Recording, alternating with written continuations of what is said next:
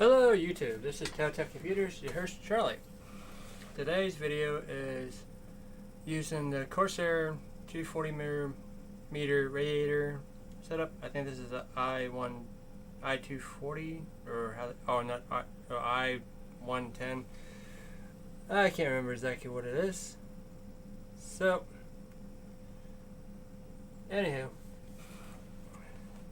I had a commenter comment about what the temps range I get on my 7700k AMD processor. This is the APU version, so don't get that confused with other AMD processors or Intel based. But if any case, the setup I have is on an Asus A88XM-A motherboard. I have 4 sticks of 8 gig DDR3 EVGA Ram, giving a total of 32 gigs of RAM. For the video card, I'm using a GTX 950 2 gig card just for display output to disable the onboard video. But to put it plainly, I am in my second test, as you guys see on the screen. I didn't want to try to start the test and wait for it to start up while I'm making the video. So I figured out to get the test to, I'll start the video process. As you can see, the CPU is at 100% load. Temperature is between 41 to 42 Celsius under that load. This is all open air based, so I can't really say much about other room temperatures for other people trying the same exact setup. So here's that. I got my radiator hanging on my uprising stand where my tower is at the moment, recording this video. And temperatures really don't seem to raise that high. Idle temperature, it was at 21 degrees Celsius before I start running this test. So I figured we'll give it a few more minutes, see what happens if the temperature might push above 43 or 44 C, which I highly doubt because my room is actually pretty cool right now. I think my aberrant temperature in this room is probably, I would say, about 65 degrees, give or take. So others might vary in temperature based because of aberrant temperature in the room itself, or if the case itself has poor airflow, not hitting all the right spots, which does account for cooling deprivation because I do run the same processor and a LAN box Thermaltake case, and since that's very compact. Give an example. This would be the PSU. This would be the cooler, and they're like this close together. Like maybe you have an inch, maybe an inch and a quarter clearance between the two. And the case only has two little 40 millimeter fans in front for intake only, and no outtake fan besides the PSU.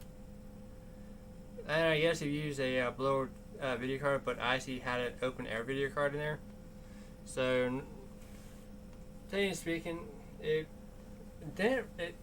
played games. I was able to play Overwatch and whatnot using a 390 card in there. But temperatures are really kind of high. I mean, I was seeing, in that case alone, I was seeing about 70 to 80 C because for some reason I couldn't disable the onboard video. That's really the main reason why the temperature is so stinking high on that motherboard. Is that the same motherboard, the same processor? And I was able to disable the onboard video on this motherboard versus the other one I have in the LAN box case. Now I had this original setup in a normal tower case. Temperatures only fluctuate maybe a couple degrees, nothing major. So, because I had like one intake 120mm fan and one outtake 120mm fan. And then the PSU was flipped upside down the bottom of the case, and then the radiator on top. So I mean, it wasn't much different in temperature based. So, but that's just from my experience. I mean, it could actually vary differently based on configurations. So, calling this so far, one worker passed the 4K test. It's like all of them are passing pretty well. And the next one is this, let's say the 600. Is that? No, sorry, 6 million is the next one. So temperature now is at 44. Utilization is at 74%.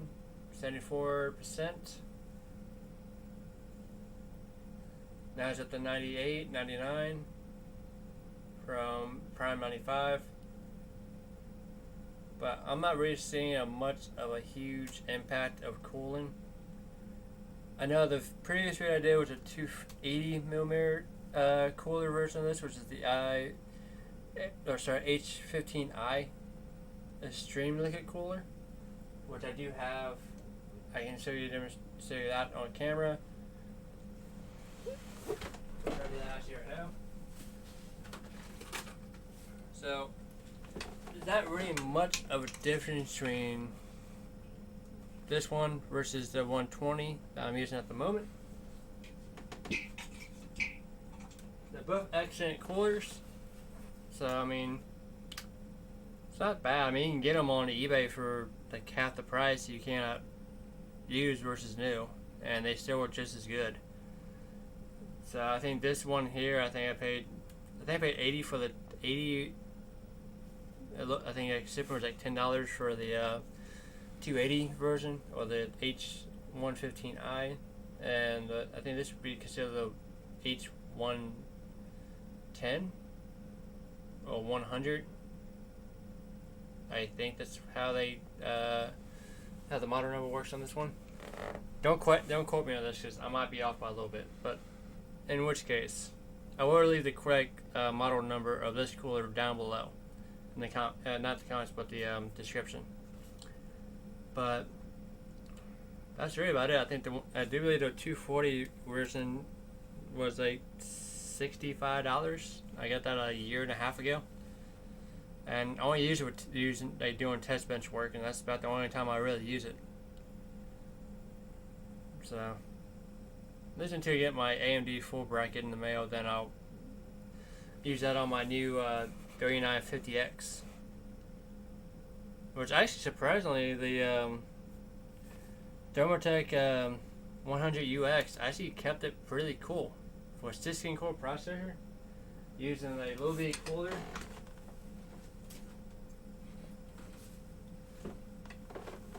Like this. I actually kept it pretty dang cool. At 4.5, I think it's total of 4.7, and it's still under. It just barely hit 55 Celsius using that little bitty cooler. I know if I try to game or something else, it might not be a good idea, but I might do that in a future video once I get the bracket in the mail. So far, like I said, temperature hasn't really jumped much. I don't even think Cinebench will make it jump any higher than what it is at now, to be honest. So I'm gonna stop this test here. Whoops, didn't want to escape the task matcher. Oop. Put that back up for you guys. Go over to here. I'm gonna stop all the workers here because I'm not gonna make you guys sit through the whole test, which is, I have it set on endless, so it might be forever. So, well, not might, will be forever, unless the power goes out or something else happens. But there you go for that. Now I'm pretty sure the temperature power will increase by maybe 15 C. If I had onboard video going at the same time, since it is APU, because the GPU interface of the processor does get awfully hot. Now, if you have to disable it with a external, like a PCI Express video card, then you should be alright, especially if the motherboard can disable onboard video altogether. So there you have it. And just for the hell, just for shits and giggles, I'm gonna run Cinebench just for the hell of it. I doubt temperatures change any more than that. As you can see, temperatures already dropped down to 30. I had at one time down past that point. So I'm gonna do the multi-core because I'm not gonna do the single core because that would take literally forever, and I don't want you guys to do that and wait forever for that. So I'm gonna do one pass. That's it.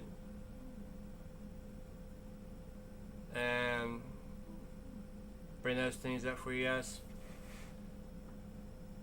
Since it's only a 4-core processor, it's literally gonna take a while. I think the top clock for this CPU is like 3.7 gigahertz. But I mean, it is what it is. I mean, it's not a bad CPU for or sorry, APU if you just want to do like emulation gaming or light PC gaming. It does actually fairly well for that. Don't know if it can play certain games anymore considering all the updates and whatnot going on. But if you got fast enough RAM, you can still make it happen. Because honestly speaking, the RAM is what actually pushes the onboard GPU to its limits. Especially if your board can handle the high speed RAM on top of it. Because I noticed that with playing Call of Duty Black Ops 2 and Left 4 Dead back years ago. And it worked pretty damn fine. I was getting like 45 to 50 FPS just on onboard video alone with Left 4 Dead. I think Call of Duty that range between 30 to 40 FPS in most areas. Now it's on mid to high settings. So I mean, it worked out pretty well. But as you hear with Cinebench, it's only hitting about the same mark as Prime95 is, or was, I mean. So there you guys have it, temperature based. Just keep in mind the input room temperature of this, the room I'm testing this open air setup in is 65 degrees, give or take a degree. And yeah, so hope that helps you guys out. So you guys how good the right cooler is for an APU. I'm gonna throw that out there. I'm not gonna finish this Cinebench test because it's gonna take about 8 more minutes, and I'm gonna try to keep this video under 15 to make it easy for you guys. So, but yeah, I'll probably do a follow-up video of onboard graphics temp based for our second video. You guys have a general idea of what I mean by how fluctuating the temperature is between onboard versus being enabled or being disabled. Now, for those who are curious, you can crossfire the onboard video with the right GPU, but it's not really worth it because you only see that much gain out of it at all, if any. I've tried and it's not worth it. So, anyway, I'm gonna stop this now because I don't feel like waiting for it. I'm sure you guys don't want either. So, this video is only not about benchmarking this specific processor. It's mainly just for temps only to help Tor out. He left a comment on my previous video how to install this cooler. So I hope this helps that person out to understand cooling based. And for future reference, for anybody who is using an all-in-one cooler, it's best to mount the radiator facing up, so all the air will go up to the radiator instead of staying inside the pump, because that will warm your pump out faster and the temperatures will rise higher as well. Your temperature, I should say, lower based on the position of the radiator being above. That way water can push the air up since air does rise up. But that's about it for me. So I'm gonna end this here. Just to continue this on. And thanks for tuning in to this lovely temperature-based video. I'll see you guys next time with onboard graphics, and you guys get an idea of that too. So peace out, like, subscribe, and I'll see you guys later.